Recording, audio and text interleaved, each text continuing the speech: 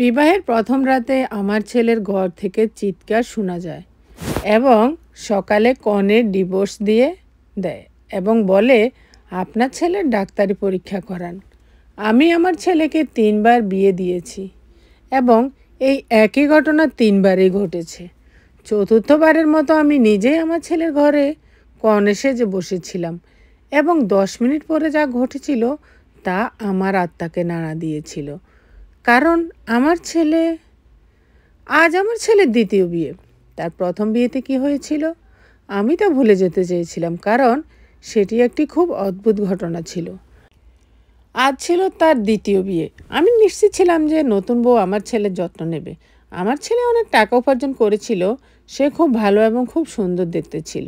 সেই পরিবারের একমাত্র উত্তরাধিকার ছিল, তাই সবাই তাকে ভালোবাসতো। সেই জন্য এই বিষয়টা কারোর অদ্ভুত মনে হয়নি। তার দ্বিতীয় বিয়ে এত তাড়াতাড়ি হতে চলেছে, সেই জন্য আমার হৃদয় ধড়ফড় করছিল।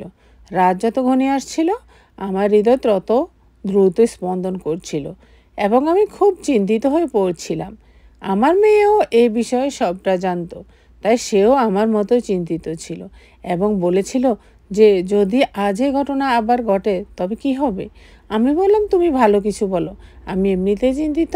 এখন সব অতিথি এসেছেন। গতবার দেশে মহামারীর কারণে আমরা এত লোককে আমন্ত্রণ জানাতে পারিনি, তাই আত্মীয় স্বজন সবাই অনেক উৎসাহ নিয়ে এই বিয়েতে এসেছিলেন। সেই জন্য মানুষ আগের বিয়ে সম্পর্কে তেমন কিছুই জানতো না এবং কি হয়েছিল তাও জানতো না। এটাও জানতো না যে তাদের আবার বিয়ে করানো হচ্ছিল। আমার ছেলে এতে খুব খুশি ছিল, কোনো সমস্যা ছিল না, যেহেতু এই স্ত্রী তার প্রথম স্ত্রীর চেয়ে বেশি সুন্দর ছিল এবং বয়সের দিক থেকেও ছোট ছিল, তাই সে সুখী হবে এটাই স্বাভাবিক। তখন শীতকাল ছিল, বেশিরভাগ অতিথি বাড়ির মধ্যে ছিলেন আর অনুষ্ঠান বাইরে চলছিল, নাচ গান চলছিল, লোকেরা একে অপরের সাথে মজা করছিল। আমি আমার বৌদিকে বলেছিলাম যে কনে অন্য শহর থেকে এসেছে এবং সে খুব ক্লান্ত। আমার মনে হয় আজ তাকে বরের ঘরে পাঠানো উচিত নয়। আমার বৌদি বলল, তোমার কি হয়েছে? তার সবেমাত্র বিয়ে হয়েছে এবং তুমি তার রাত নষ্ট করতে চাও? আমি জানি যে বিয়ে করে সবাই ক্লান্ত হয়ে যায়, কিন্তু তার অল্প বয়স, কফি খাওয়াও ও ঠিক হয়ে যাবে। তাছাড়া সকালে রিসেপশনও আছে। আমি বললাম, বেচারি অনেক ক্লান্ত হবে। আমার বৌদি বলল, আজকাল কেউ এত তাড়াতাড়ি ক্লান্ত হয় না, মেয়েরা বিয়ে করতে খুব পছন্দ করে। তাকে তোমার ছেলের ঘরে পাঠিয়ে দাও, এখন রাত 12টা বেজে গেছে, সকালে উঠে রেডিও হতে হবে। আমি জানি না কেন তুমি এত সময় নষ্ট করছো। সব আচার অনুষ্ঠান তো সম্পূর্ণ হয়েছে, নাচ গান করে সবাই ক্লান্ত, বেচারা কনেও রুমে যেতে চায়। আমার বৌদি একটা ছোট্ট কথাকে অনেক বড় করে বলতে ভালোবাসতো। সে ছিল আমার থেকে বড়, তাই আমি ভেবেছিলাম আমার তার সাথে পরামর্শ করা উচিত। সে আমাকে সব জিনিসগুলি গুছিয়ে বলছিল এবং তারপরে সে নিজেই বলছিল যে এখন কনে ঘরে যাবে। তারপর কনেকে রুমে নিয়ে যাওয়া হলো। বাকি সবাইকে রুম থেকে বের করে কনের পাশে আমি কিছুক্ষণ বসলাম। আমি বললাম, দেখো, তুমি তোমার পরিবারের সবচেয়ে বড় এবং তুমি খুব ধৈর্যশীল মেয়ে, এই জন্যই তোমাকে ভালো লেগেছে। আমরা যখন বিয়ে করি তখন কিছু জিনিস থাকে যা আমরা পছন্দ করি না, কিন্তু তোমাকে একটু ধৈর্য করতে হবে। সে বলল, তুমি কি বলছো আমি বুঝতে পারছি না। আমি বললাম, আমার ছেলে যদি উল্টা পাল্টা কিছু বলে তাতে তুমি কান দিও না, ঘরের ব্যাপার ঘরেই রেখো, সকালে আমাকে বলবে, আমি তোমার সব সমস্যার সমাধান করে দিব। আমার কথা শোনার পর সে কিছুটা নার্ভাস হয়ে গিয়েছিল। আমি কি নিয়ে কথা বলছিলাম তা নিয়ে সে বুঝতে পারল না। আমি আমার যথাসাধ্য চেষ্টা করব, এটা সে বলল। এখন এ বাড়ির সম্মানও আমার সমান। আমি কনের ঘর থেকে বেরিয়ে এলাম, সবাই নিজের নিজের বিছানায় ঘুমাতে গেল। বাড়িতে অনেক নীরবতা ছিল, কারণ সবাই খুব ক্লান্ত ছিল, তাই সবাই ঘুমিয়েছিল। শীতের রাতগুলো এমনিতে অনেক শান্ত হয়, কিন্তু আমি ঘুমাতে পারিনি। অবশেষে ঘুমাতে গেলাম, কিন্তু আমার চোখ ঘুম ছিল না এবং আমার চোখ বারবার ঘড়ির দিকে যাচ্ছিল আর ভাবছিলাম যত তাড়াতাড়ি হোক ভোর যেন হয়ে যায়। বারবার ঘড়ির দিকে তাকাচ্ছিলাম আর ভোর হওয়ার কোনো কথাই নেই। সব দুশ্চিন্তা আমার শেষ হয়ে যাবে ভোর হলে, কিন্তু রাত ২:৩০ বাজার সাথে সাথে আমি একটা প্রচণ্ড চিৎকার শুনতে পাই এবং তারপরে আমি বুঝতে পারি যে এখন কি ঘটতে চলেছে। এরপর বারবার চিৎকার শুরু হয়েছিল। এটি একটি মেয়ের চিৎকারের শব্দ ছিল এবং আমি জানতাম সেই মেয়েটি কে হতে পারে। সমস্ত অতিথি ধীরে ধীরে ঘুম থেকে উঠে পড়ে। হঠাৎ আমার ছেলের দরজা খুলল এবং আমার পুত্রবধূ পাগলের মতো চিৎকার করে বেরিয়ে গেল। এমনকি সে বুঝতেও পারেনি যে তার কাছে কেন ওড়না নেই। সে সেই পোশাক পরে দৌড়ে বেরিয়ে এসেছিল এবং বাড়ি থেকে পালিয়ে যেতে চেয়েছিল। তখন কিছু মহিলা তাকে ধরে আর জিজ্ঞাসা করে যে তার সাথে কি হয়েছে এবং সবাই তাকে সামলাতে শুরু করে। কিন্তু সে অজ্ঞান হয়ে যায়। যখন সে অজ্ঞান হয়ে যায় তখন তার উপর জল ছিটানো হয়। কিন্তু আমার পুত্রবধূর মুখে জল ছিটিয়ে দেওয়ার পরেও তার জ্ঞান ফেরে না। তার পুরো শরীর ঠান্ডা হয়ে গিয়েছিল। তাকে তৎক্ষণাৎ হাসপাতাল নিয়ে যাওয়া হয়েছিল। আমি তাকে হাসপাতালে নিয়ে যেতে দিতে চাইনি, কারণ এটি নিয়ে আবারও সমালোচনা হতো। কিন্তু অন্য কোনো বিকল্প ব্যবস্থা ছিল না। বেচারা মেয়েটির কোনোভাবে জ্ঞান ফিরছিল না। তার বাবা মাকেও খবর দেওয়া হয়েছিল। তারাও একে অপরের কানে কথা বলতে শুরু করেছিল।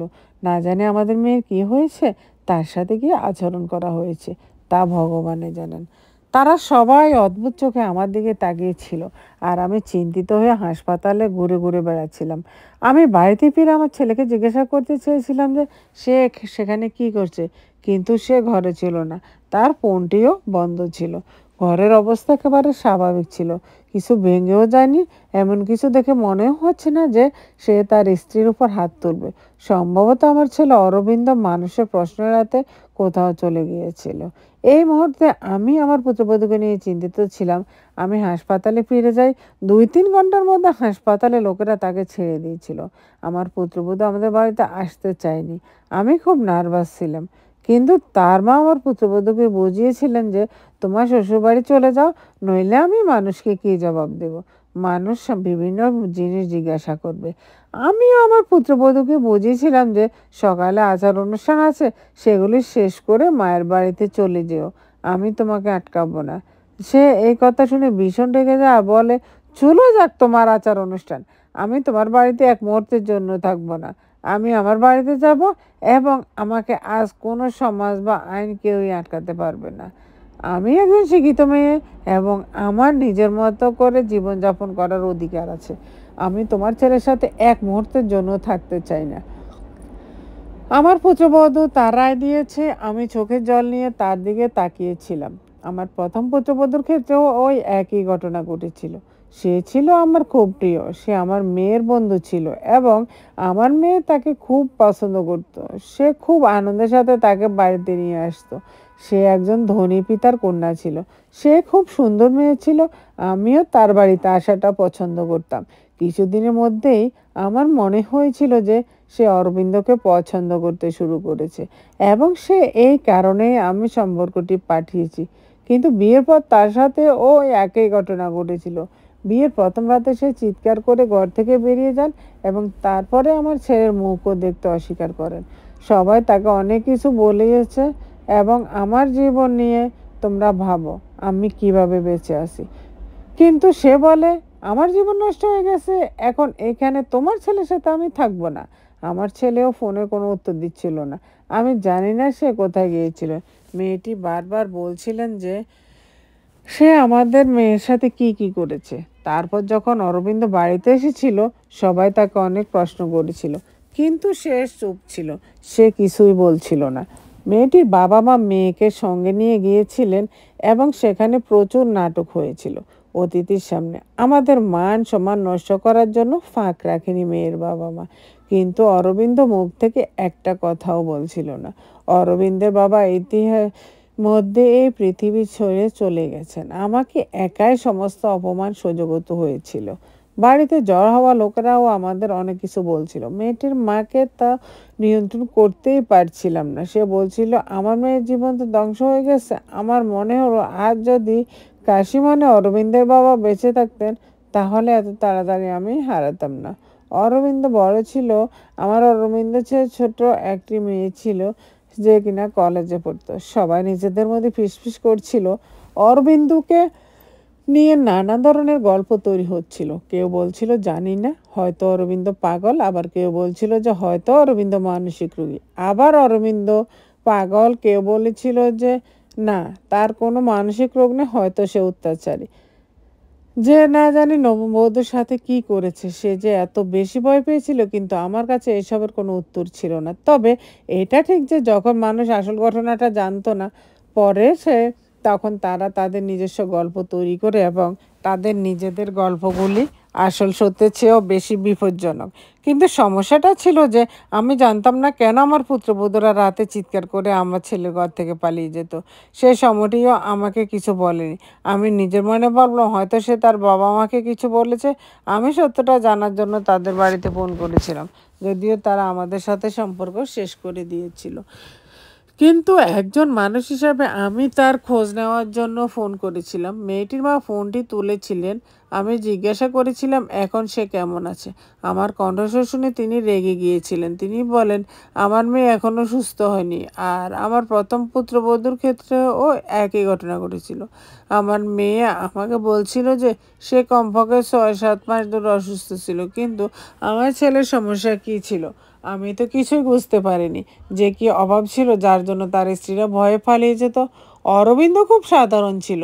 শৈশব থেকে সে কম কথা বলতো, কিন্তু তার মধ্যে এমন কোনো আচরণ ছিল না যে এখন অস্বাভাবিক হতে পারে। অরবিন্দ আমার প্রথম সন্তান ছিল। অনেক আদরে তাকে আমরা মানুষ করেছি। সে কখনো অমানুষ হয়নি। পড়াশোনাতেও ভালো ছিল, সময় মতো চাকরিও পেয়েছিল। তার বোনের জন্য সে একজন দায়িত্বশীল ভাই ছিল। সে তার বোন শ্রুতিকে কলেজে নিয়ে যেত এবং তাকে ফিরিয়ে আনতো। আর আমাকে বাড়ির খরচের জন্য অর্থ দিত। কখনো আমার সাথে উচ্চস্বরে কথাও বলতো না। তার সেরকম কোনো বন্ধুও ছিল না যার সঙ্গে পড়ে সে নেশা করতো। তার খুব অল্প অল্প বন্ধু ছিল।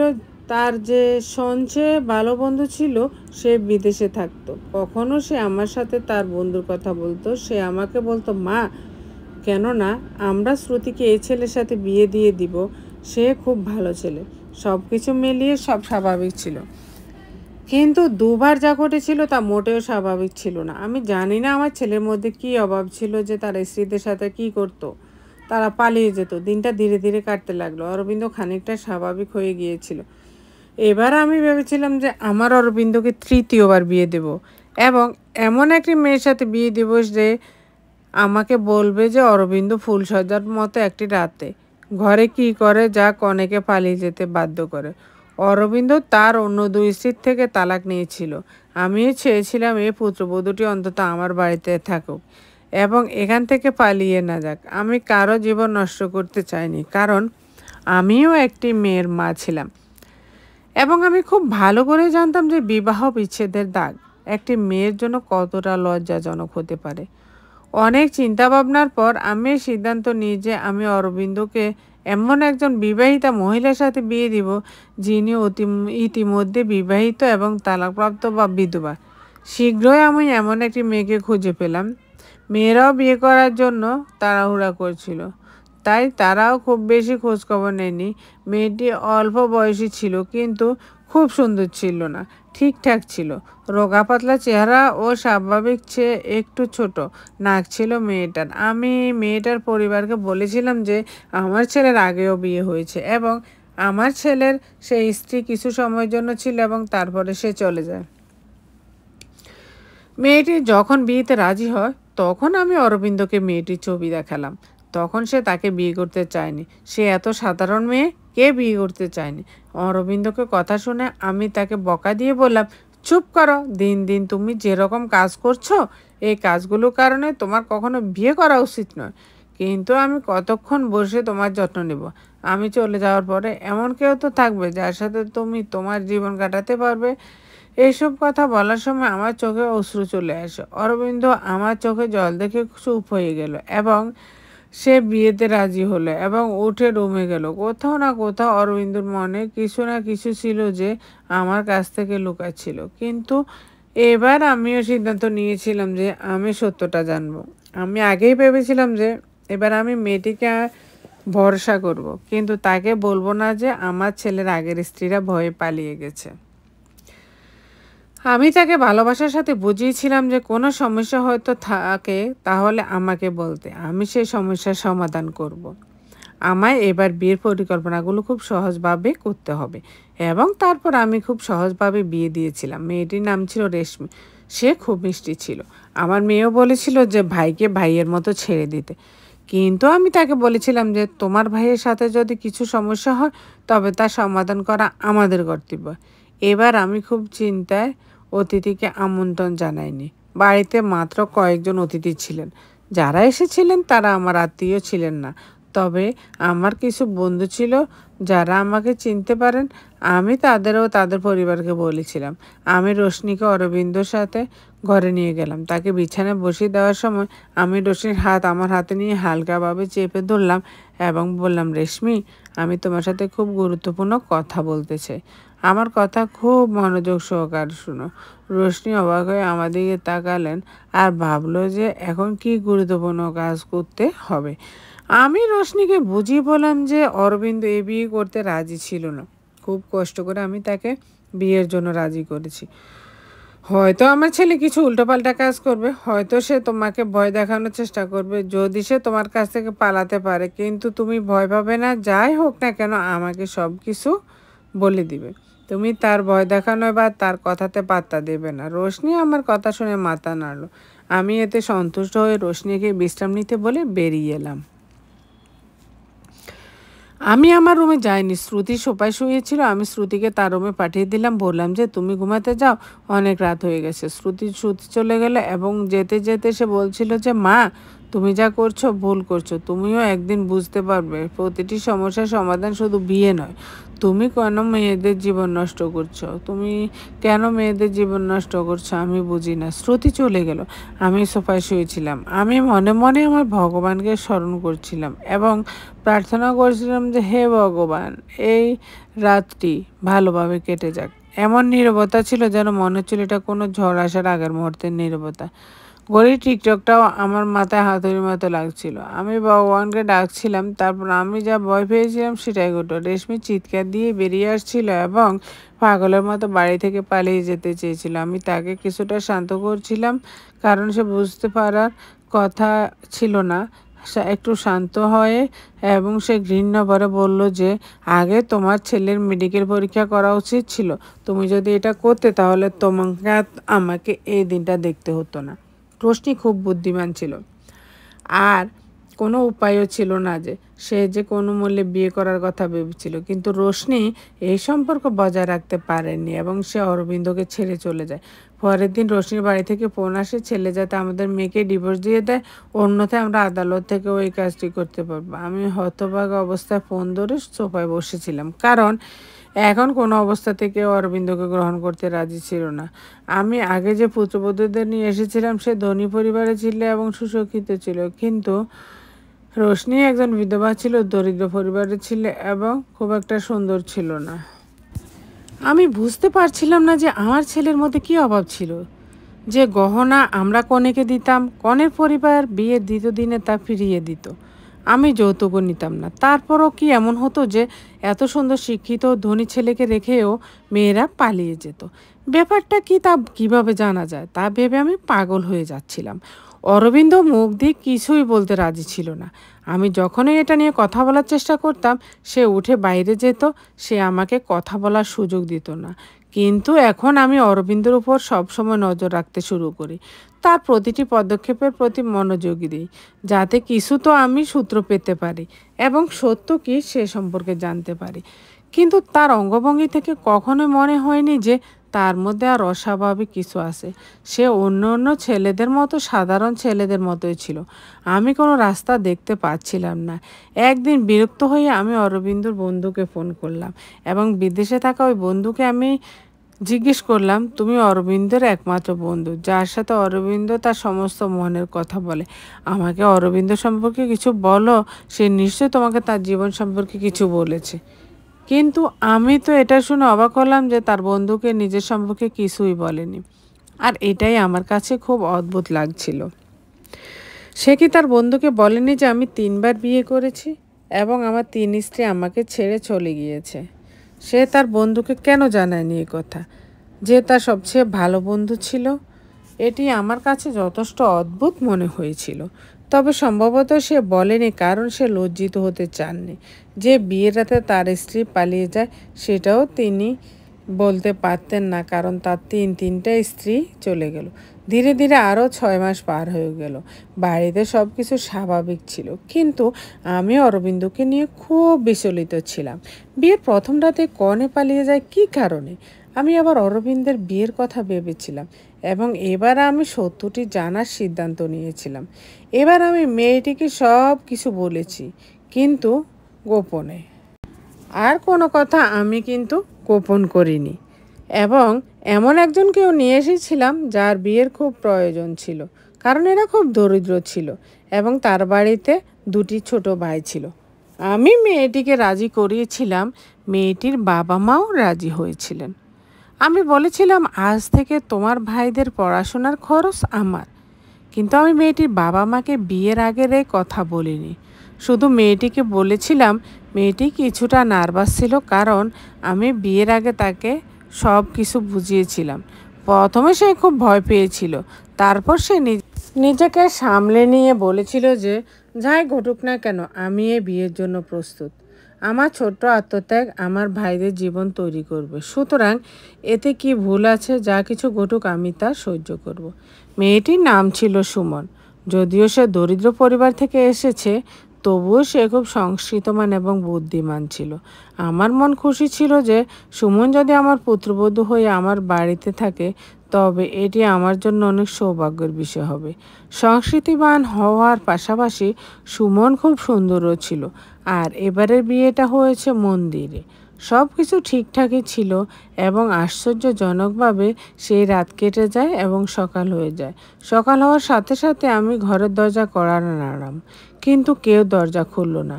আমি খুব চিন্তিত হয়ে গেলাম, কেউ দরজা খুলছিল না। কিছুক্ষণ পরে আমি ঘরের দ্বিতীয় চাবি নিয়ে এলাম এবং আমি নিজেই ঘরের দরজা খুললাম। অরবিন্দকে রুমে কোথাও দেখা যায়নি, সম্ভবত সে বাথরুমে ছিল। আমি আমার পুত্রবধূ মাটিতে অজ্ঞান হয়ে পড়েছিল। আমি দ্রুত ডাক্তারকে ডাকলাম। তারপর জ্ঞান ফিরে আসার সঙ্গে সঙ্গে সে বাইরে ছুটে যায় আর বলে, আমি এখানে থাকতে চাই না, আমাকে আমার বাবা মায়ের বাড়িতে পাঠিয়ে দিন। আমি সুমনের হাত ধরলাম এবং বললাম, তুমি এমনটা করতে পারো না। আমি তো তোমাকে পুরো সত্য বলেছি এবং তুমি সব শুনে রাজি হয়েছ, তাহলে তুমি এমন কেন করছো? কিন্তু সুমন আমার কোনো কথা শুনতে রাজি ছিল না। কাঁদতে কাঁদতে সে বলল, আন্টি দয়া করে আমাকে ক্ষমা করে দাও, আমি বাধ্য, আমি এখানে থাকতে পারবো না। চিন্তা করো না, আমি আমার বাবা মাকে কিচ্ছু বলবো না, আমি সব কিছু সামলে নেব, শুধু আমাকে এই বাড়ির থেকে থাকতে বলবেন না। কিন্তু সুমন ঠিক কি হয়েছে আমাকে বলো, আমি সত্যটা জানতে চাই। সুমন, তুমি আমাকে প্রতিশ্রুতি দিয়েছিলে যে তুমি আমাকে অরবিন্দ সম্পর্কে সত্য বলবে। আন্টি আমি অরবিন্দ সম্পর্কে কিছু বলতে পারবো না।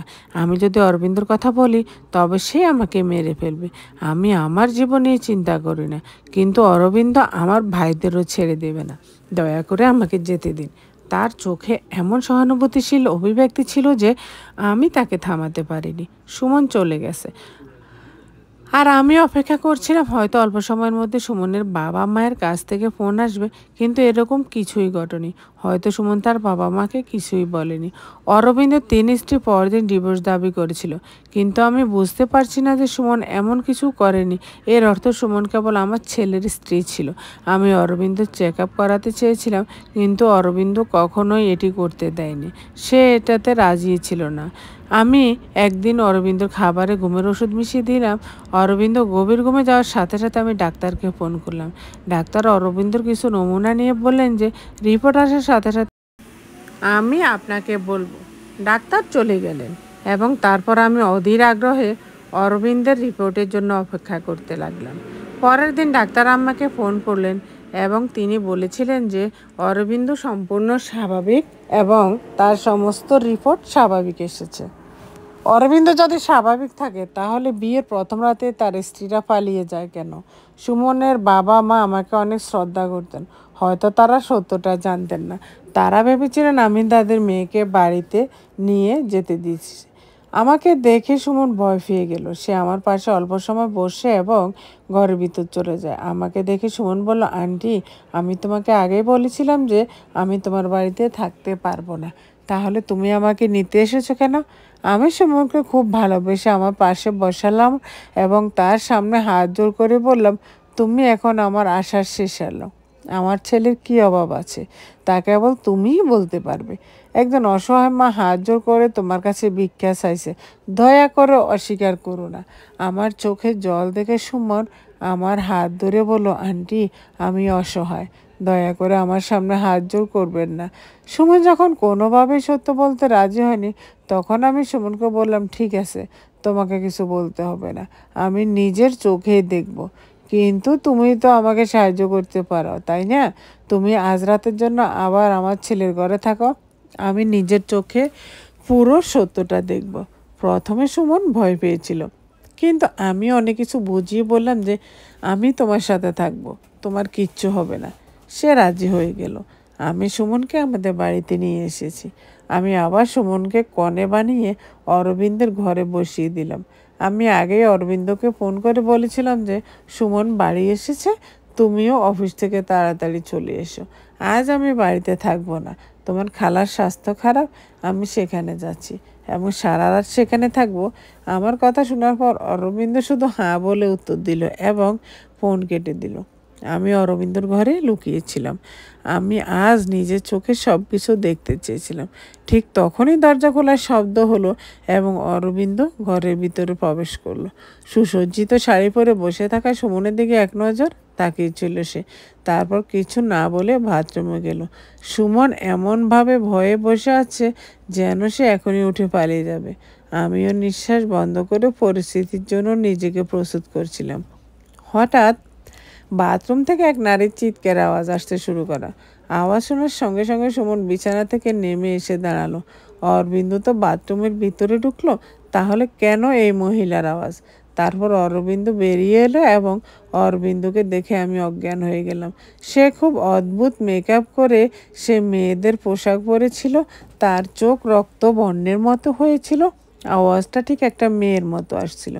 আমি বারণ করছিলাম, আমার জীবনে ফিরে এসো না, তুমি আমার কথা শুনোনি, এখন তুমি তোমার মৃত্যুর জন্য নিজেই দায়ী থাকবে, তুমি নিজেই তোমার মৃত্যুর কারণ হবে। অরবিন্দ খুব ভয়ানক হাসি নিয়ে সুমনের দিকে গেল। সুমন চিৎকার করে আমার কাছে এসেছিল। আমিও বেরিয়ে এসে অরবিন্দকে থামানোর চেষ্টা করেছিলাম। অরবিন্দ কি হয়েছে? তুমি কেন এমন করছো? অরবিন্দ আমাকে জোরে ধাক্কা দিয়েছিল। কে অরবিন্দ? প্রমীলা, আমার নাম অরবিন্দ। আবার আমার কাছে আসার আগে আমি ওই ঘর থেকে বেরিয়ে এসে বাইরে থেকে ঘরটি বন্ধ করে দিলাম। আমি বাইরে থেকেও অরবিন্দর ভয়ানক হাসি শুনতে পাচ্ছিলাম। আমি সুমনকে বুকে চেপে ধরলাম, যদিও আমি নিজেই খুব অবাক এবং ভীত ছিলাম। আন্টি আমি মরতে চাই না, অরবিন্দ আমাকে বাঁচিয়ে রাখবে না। সে বলেছিল যে আমি যদি কাউকে কিছু বলি তবে সে আমাকে এবং আমার ভাইদের মেরে ফেলবে। আমাকে এবং আমার ভাইদের বাঁচাবে কে? বাঁচাবে এখন আন্টি? আমি বললাম, কিছুই হবে না সুমন, শান্ত হও, আমি সব কিছু সামনে নেব। প্রথমে আমার মাথায় একটুও কাজ করছিল না, তারপর আমার মাথায় প্রথম যে চিন্তাটা এলো তা হলো হয়তো অরবিন্দর কিছু ভূতের ছায়া আছে। আমি সুমনকে আমার ঘরে ঘুম পাড়িয়ে দিলাম। সকালে আমি প্রথমে যে জিনিসটি করেছিলাম তা হলো আমার পারিবারিক ডাক্তারকে কল। রাত 8টার দিকে ডাক্তার আমাদের বাসায় আসেন। আমি তাকে সব কিছু বুঝিয়ে বলেছিলাম। একই সঙ্গে আমি ডাক্তারকেও বলেছিলাম যে আমার মনে হয় অরবিন্দর উপর কোনো ভূতের ছায়া আছে। আমার কথা শোনার পর ডাক্তার বললেন, আমার মনে হয় এটা ভূতের ছায়া নয়, এটা অরবিন্দর মস্তিষ্কের রোগী আর ডিমেনশিয়া অ্যাটাক হয়েছে। এই ধরনের রোগীরা একটি সিনেমা বা গল্পে এর মধ্যে চলে যায় এবং সেই চরিত্রের মধ্যে নিজেকে নিমজ্জিত করে। টেনশন নেবেন না, এই রোগের চিকিৎসা হলো প্রিয়জনের ভালোবাসার সঙ্গ এবং কিছু ওষুধ, যার মাধ্যমে রোগী সুস্থ হয়ে ওঠে। এতে কিছুটা সময় লাগে কিন্তু রোগী পুরোপুরি সুস্থ হয়ে ওঠে। নববধূকে দেখে অরবিন্দর মনে পাগলামো ভাব জেগে ওঠে। কেন এরকম হয় তার সূত্র একবার আমরা তার ঘর থেকে পেয়ে গেলে আমরা তার চিকিৎসা ভালোভাবে করতে সক্ষম হব। ডাক্তার আমাকে সান্ত্বনা দিলেন এবং চলে গেলেন। সুমন ঘুম থেকে জেগে উঠেছিল এবং রাতের থেকে কিছুটা স্বাভাবিক দেখাচ্ছিল। সকালে নাস্তা করার সময় সুমন বলল, আমার মনে হয় আমার এখন বাড়ি যাওয়া উচিত। ভালোবেসে সুমনের মাথায় স্পর্শ করে বললাম, সুমন প্রথমে তুমি আমাকে আন্টি বলা বন্ধ করো, তারপর আমাকে মাজি বলে ডাকো, আর দ্বিতীয়ত এটা এখন তোমার বাড়ি। নিজের চোখে সব কিছু দেখার পরেও আপনি কিভাবে এসব সহ্য করতে পারেন? সুমন অবাক হয়ে জিজ্ঞেস করলো। আমি তোমাকে বলছি যে আমি সবেমাত্র ডাক্তারের সাথে কথা বলেছি। অরবিন্দ একদম ঠিক হয়ে যাবে, শুধু তার একটু ভালোবাসা এবং একটু যত্ন দরকার, যা আমরা দুজনে মিলে তাকে দেব। বিশ্বাস করো, অরবিন্দ খুব ভালো ছেলে, সে তোমাকে খুব ভালোবেসে রাখবে। আমি সুমনকে খুব ভালোবেসে বললাম, সুমন এখন একবার আমাকে মাজি বলে ডাকো। এবং সুমন হেসে আমাকে মাজি বলে ডাকলো, যা শুনে আমার হৃদয় শীতলতা নিয়ে এসেছিল। আমি আশার আলো দেখছিলাম যে আমার ছেলে সুস্থ হয়ে উঠবে। রাত 10টা নাগাদ অরবিন্দের দরজায় কড়া নাড়তে শুরু করি। আমি হাত দিয়ে দরজা খুললাম।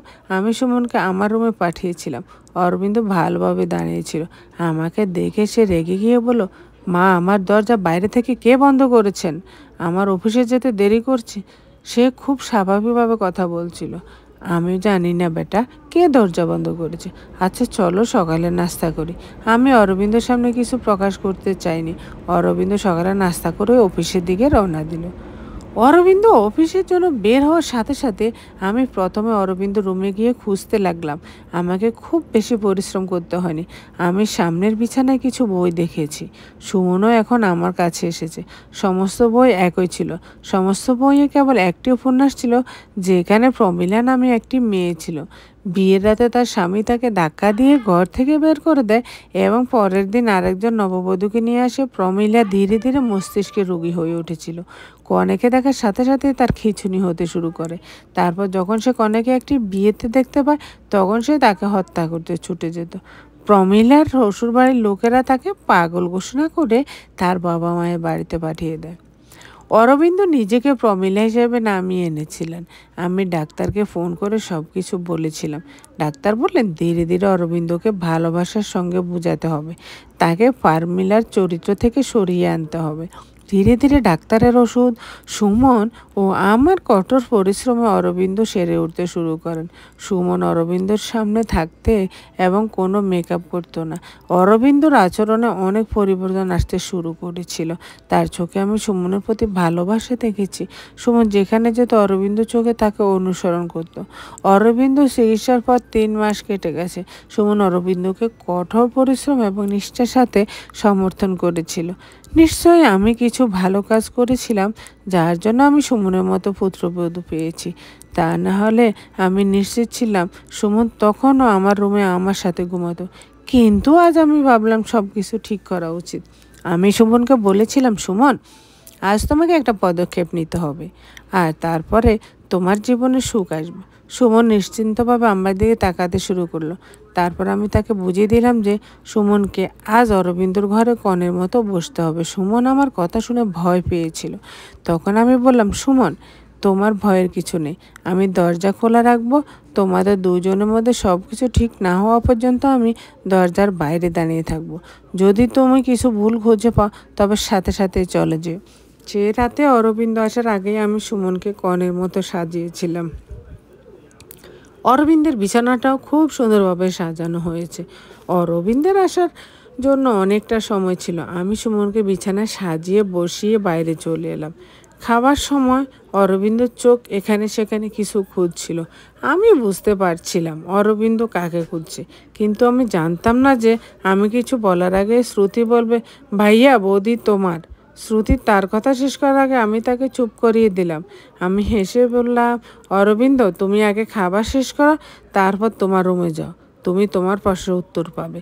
রাতের খাবার খেয়ে অরবিন্দ তার রুমে গেল। আমার হৃদয় জোরে জোরে ধড়ফড় করছিল। আমি জানি না যে এখন কী হতে যাচ্ছে। হে ভগবান, সব কিছু ঠিক আছে তো? আমি অরবিন্দকে অনুসরণ করলাম এবং গেটের কাছে থামলাম এবং আমি কান দিয়ে শোনার চেষ্টা করলাম যে ভেতরে সব কিছু ঠিক আছে কিনা। আমি অনেকক্ষণ ধরে দাঁড়িয়েছিলাম, কিন্তু ভেতরে তখনও শান্তি ছিল এবং অল্প সময়ের মধ্যে আমি প্রেমে ভেজা গলায় সুমন এবং অরবিন্দের কথোপকথন শুনতে পাচ্ছিলাম। আমি হাসলাম এবং আমি অনেক শান্তি বোধ করলাম।